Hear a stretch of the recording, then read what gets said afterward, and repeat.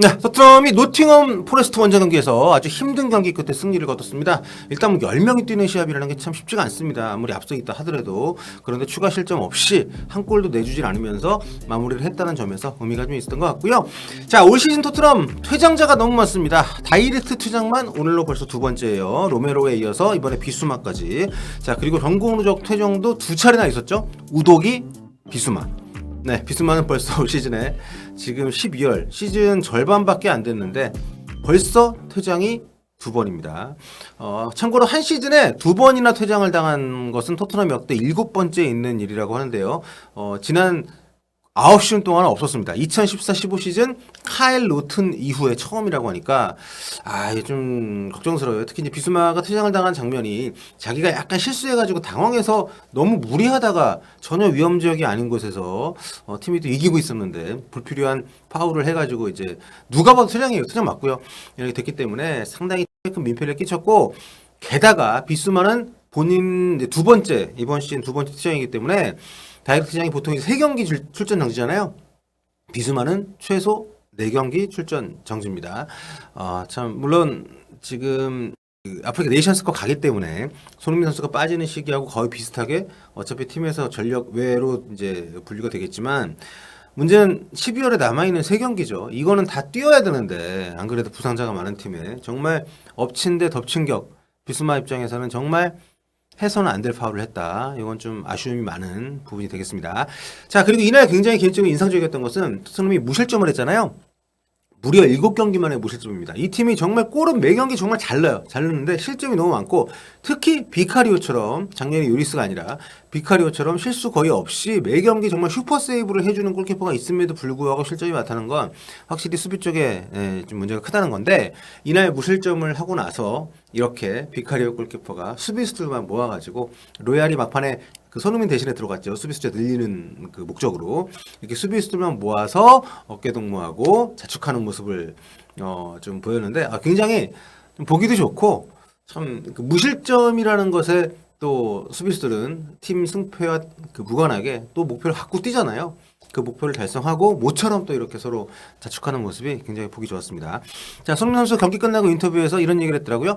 이런 경기에서도 이겼다는 게 무엇보다 중요하다. 그렇죠. 경기력이 좋지 않았고 아무래도 10명이 뛴 시합이었기 때문에 여기서 승점 3점을 땄다는 것은 상당히 중요하고요. 선수들의 기량과 강인한 정신력이 2연승의 비결이었다. 저는 딱히 한 게 없어요. 네, I didn't do anything in particular 이렇게 얘기를 했다고 하는데 빼놓지 않는 정말 손흥민 스타일의 그 겸손 인터뷰 이번에도 반복이 됐다는 거 말씀드리고 넘어가도록 하겠습니다. 자, 그럼 오늘 주요 영국 현지 매체 어떤 평점 매겼는지 어떤 평가를 내렸는지 살펴보도록 하겠습니다.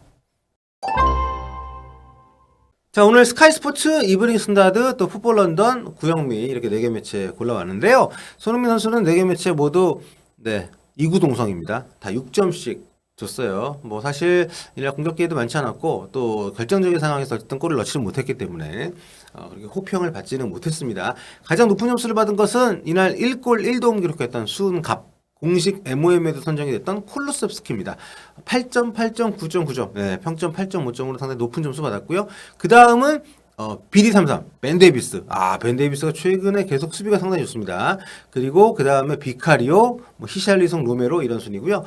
가장 낮은 점수는 당연히 비수마죠. 스카이 스포츠하고 이브닝 스탠다드는 5점씩이나 줬는데 풋볼 런던에서는 2점, 구현무에서는 1점을 줬습니다. 평균 3.3점, 좀 압도적으로 낮은 점수를 받았고요. 그리고 부상 때문에 일찍 교체가 된 존슨도 그렇게 좋은 점수를 받지는 못했습니다. 그리고 NG 감독에게는 구형면에서만 7점을 부여를 했네요. 자, 먼저 매체별로 어떤 내용으로 평가를 준 것인지 살펴보도록 할게요. 풋볼 런던에서는 손흥민 선수에게 6점을 줬습니다. 경기 초반 슈팅이 턴업 골키퍼에게 막혔다. 이게 전반이 2분 30초였는데 이게 들어갔다면 경기 흐름이 완전히 달랐을 거라고 생각합니다. 그런데 좀 여러 가지로 아쉬움이 있는 그런 마무리였고 왼쪽에서 열심히 뛰어다녔지만 공 잡을 기회가 많지는 않았다. 자, 데안 클루셉스키에게 9점을 줬습니다. 영리한 리버스 패스로 초반 손흥민에게 기회를 열어줬다. 아까 손흥민 놓쳤던 그 골 장면, 골 찬스 얘기고요. 존슨이 교체된 뒤에는 오른쪽으로 복귀해서 뛰었다. 그러니까 원래 오른쪽에서 계속 이 팀에서 뛰었는데 최근에 이제 메디슨 빠지고 뭐 하다 보니까 쿨루셉스키를 이제 중앙으로 이동을 시켜가지고 플레이메이커로 썼었는데 존슨이 부상으로 교체가 된 뒤부터는 오른쪽 윙어, 존슨이 있던 오른쪽 윙어로 이동을 해서 뛰었습니다. 그 대신에 스킵이 교체로 들어와가지고 중앙에서 뛰었는데 안 어울리더라고요. 예. 그리고 히샬리송의 헤더골. 기가 막힌 크로스 만들어줬던 클루셉스키 두 번째 골도 만들어내면서 1골 1도움 이날 아주 좋은 활약을 펼쳤습니다. 자, 2부 비스마에게는 2점을 줬습니다. 여전히 최고 컨디션에는 근접하지 못하고 있다. 예이츠를 향해 위험한 태클을 걸어서 또 한 번 레드카드를 받았다. 자, 예이츠가 이날 노팅엄 중원에서 상당히 거칠게 플레이를 많이 했는데 주심이 이날 이상할 정도로 좀 수비 쪽에서 일어나는 파울에 좀 관대한 면을 좀 보였기 때문에 좀 아쉬움이 있었고 아마 그런 부분들이 전체적으로 경기를 좀 거칠게 만든 그런 면이 있습니다. 자, 벤 데이비스에게 8점을 줬습니다. 센터백 자리에서 또다시 엄청난 활약을 펼쳤다. 히샬리송 7점, 전반 말미 쿨루셉스키의 크로스를 엄청난 헤딩 슈팅으로 꽂아 넣으면서 두 경기 3골째를 기록했다. 공 만질 기회가 많은 시합은 아니었다. 네, 맞죠? 자, 굴리엘모 비카리오 골키퍼 8점. 전반 18분 엘랑가의 슈팅을 멋지게 막았다. 나중에 오프사이드 판정이 나긴 했습니다만 정말 굉장히 인상적인 선방이었습니다. 그리고 후반 39분에는 토폴로의 슈팅을 결정적인 선방으로 막아냈다. 세피스에서는 수차례 중요한 펀칭을 해냈다. 전체적으로 좀 장악력이 좋습니다. 박스 안에서. 그리고 무엇보다 동료들과 소통도 많이 하고 굉장히 안정적으로 슈퍼 세이브를 많이 하는 대신에 실수도 많이 하는 골키퍼들이 있는데 이 친구는 굉장히 견고하고 집중력이 좋습니다. 이날도 모처럼 무실점을 기록을 했고요. 자, 이브닝 스나드 가보겠습니다. 손흥민에게 6점 줬네요. 전후반 각각 만들어낸 찬스에서 터널 골키퍼에게 모두 막혔다. 노팅엄의 거친 수비에 꽁꽁 묶였다. 아까 말씀드린 예이츠 그리고 이제 니코 윌리엄스 이 두 선수에게 집중적으로 이제 공략을 당했는데 네, 좀 쉽지 않은 경기였습니다. 데안 쿨루셉스키에게 8점 줬습니다. 라인을 내린 팀으로 상대할 때는 토트넘에서 가장 중요한 선수가 아닐까? 장그런 팀들하고 할 때 오히려 클루스키가 굉장히 효과가 있습니다. 히샬리송의 골을 놀라운 크로스로 놓았고 초반에는 손흥민과 존슨에게도 기회를 만들어줬다. 터너 골키퍼의 실수 덕택에 추가골을 넣었다. 그 실수를 만들어낸 게 손흥민인데 네, 현지 매체에서는 그 언급은 없더라고요 거의. 네. 저희가 볼 때는 그 굉장히 중요한 상황에서 중요한 역할을 했다고 생각하는데 네, 아무튼 현지에서는 거의 언급이 없습니다. 자, 벤 데이비스에게 8점 줬습니다. 공이 있든 없든 훌륭했다. 최근 수년간 레프트백으로 나왔던 것은 시간 낭비였을까? 뭐 이런 얘기. 센터백에서 워낙 잘하고 있으니까 이런 평가까지 나오네요. 자, 데스티니 우도기에게는 7점을 줬습니다. 올 시즌 5번째 경고를 받았다. 에버턴전에 결장하게 된다. 이거는 참 물론 팀이 승리하긴 했습니다만 아쉬움이 있습니다.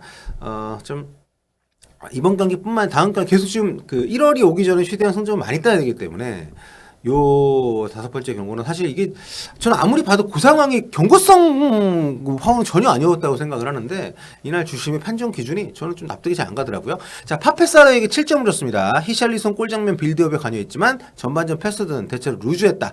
위험 지역에서 2번이나 볼 소유를 잃기도 했다. 노팅엄을 상대로 사르가 보여줬던 에너지 굉장히 중요했다. 이런 언급을 했습니다. 자, 마지막으로 구영민 가볼게요. 엔지 포스테코글루 감독에게 7점을 줬습니다. 경기에 꽤 많은 시간 동안 토트넘이 좀 불편해 보였다. 상대에게 결정적인 골 기회를 주지는 않았다. 자, 손흥민에게 6점을 줬습니다. 몇 차례 괜찮은 기회를 날려먹었다. 그럼에도 열심히 뛰어다녔다. 데안 쿨루셉스키 9점. 메디슨이 없는 사이 기량이 한 단계 도약했다. 1골 1도움에 걸맞는 활약이었다. 굉장히 좋은 평가들.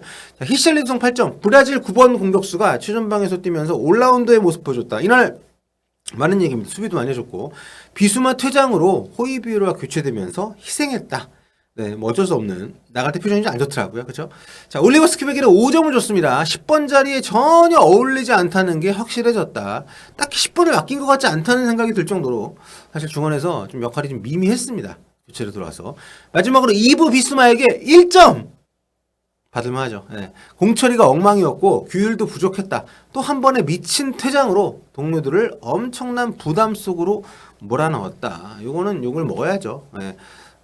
이게 참 시즌이 절반밖에 안 된 상황에서 이렇게 다이렉트 퇴장을 포함해서 2번이나 퇴장 당하는 거는 좀 문제가 있는 거죠. 멘탈리티에. 오늘 손흥민 선수도 옐로 카드를 올 시즌 리그 처음으로 받았습니다. 전체적으로 주심의 이날 판정 기준이 좀 약간 오락가락했던 면도 좀 있기 때문에 토트넘 입장에서 억울할 수 있지만 어쨌든 그렇게 힘든 경기에서 승리를 했다는 거 전체적으로 토트넘의 어떤 길을 좀 끌어올릴 수 있는 계기가 되지 않을까 기대를 해보고요. 자, 다음 경기 에버튼전 빠지는 선수 굉장히 많습니다. 이 경기에서는 손흥민 선수의 역할이 더 중요해질 것 같은데 그때도 입중계 때 함께 여러분과 함께 보도록 하겠습니다. 다음 시간에 뵐게요.